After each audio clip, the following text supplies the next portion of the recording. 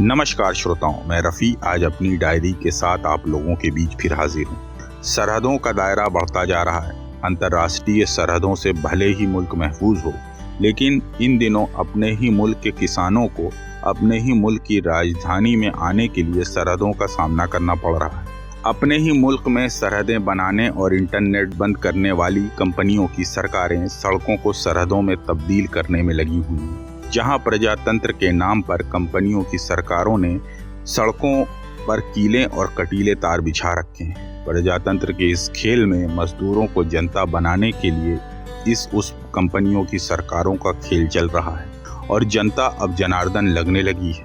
मजदूर कंपनियों में खपने को मजबूर हो रहा है।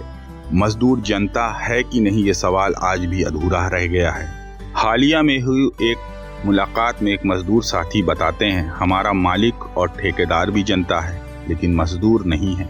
लेकिन हम जनता के साथ साथ मजदूर भी हैं।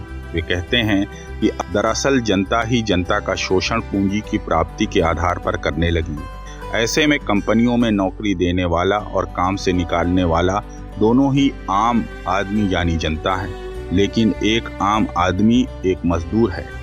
इसी बीच कहीं मालिक की ओर खड़ा दिखाई दे रहा कोई मैनेजर या सुपरवाइजर भी जनता ही है, लेकिन पूंजी ने सभी को अपने अपने रोल दे रखे हैं और सभी दबाव महसूस कर रहे हैं कि उसे शिद्दत से निभाया जाए। इन रोल में ज़्यादातर ये कठपुतलियाँ बहुत गहरी उतर जाती हैं और उनका तमाशा देखने वाले भले ही जानते हों, लेकिन किरदार में डूबी कठपुतलियों को नहीं पता होता कि वे आदमी होकर भी सचमुच आदमी का गला घोटने में लगे हैं। हालांकि कई बार जनता को अपनी इंसानियत का अंदाज़ा हो जाता है, लेकिन ज़्यादातर नहीं होता। कहा जाए तो रंगमंच के इस सीन में आदमी के हाथों ही आदमी की मौत हो जाती है और आखिर में जनता ही ताली पीटती नजर आती है। मालिक का किरदार निभाने वाला आदमी पूंजी की लालच और अपनी असल पहचान बनाए रखने के लिए अक्सर जनता तो हो जाता है, लेकिन मजदूर नहीं हो पाता।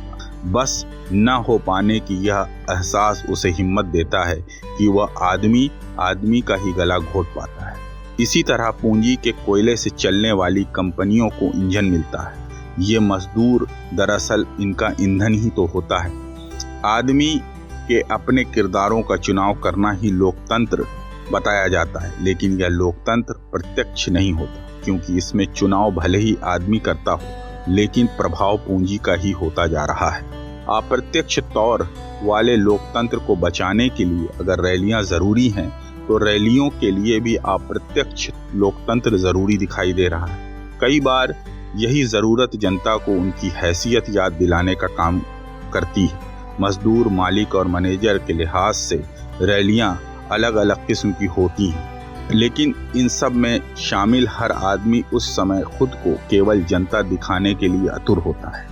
ऐसे में मजदूर जागेगा या नहीं, इसके कयास शुरू हो जाते हैं। कुछ पार्टियां और यूनियन नेता कहते हैं कि मजदूर के जागने का दायरा उन पार्टियों को जिताना या हराना है, मगर मजदूर बने आदमी को उसके असल किरदार यानी जनता में लाने के लिए कौन से दायरे होने चाहिए, ये सवाल आज भी अधूरा लगता है।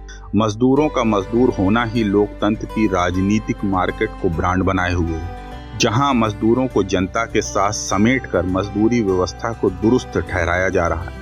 राजनीतिक कंपनियां मजदूरों को वोटर या कहें अपने ग्राहक के रूप में बदलती जा रही हैं। बस बाकी रह गया है तो मैनेजर, मजदूर, मालिक को ये याद आना कि वे सब आखिरकार आदमी हैं, इंसान हैं, कठपुतली नहीं। तो श्रोताओं, क्या आपको लगता है इंसान पूंजी के हाथों की कठपुतली बना हुआ है, जिसको इंसान ने खुद बनाया?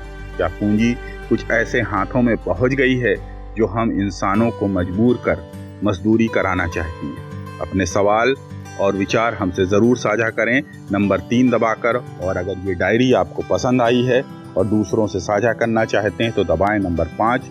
शुक्रिया, धन्यवाद।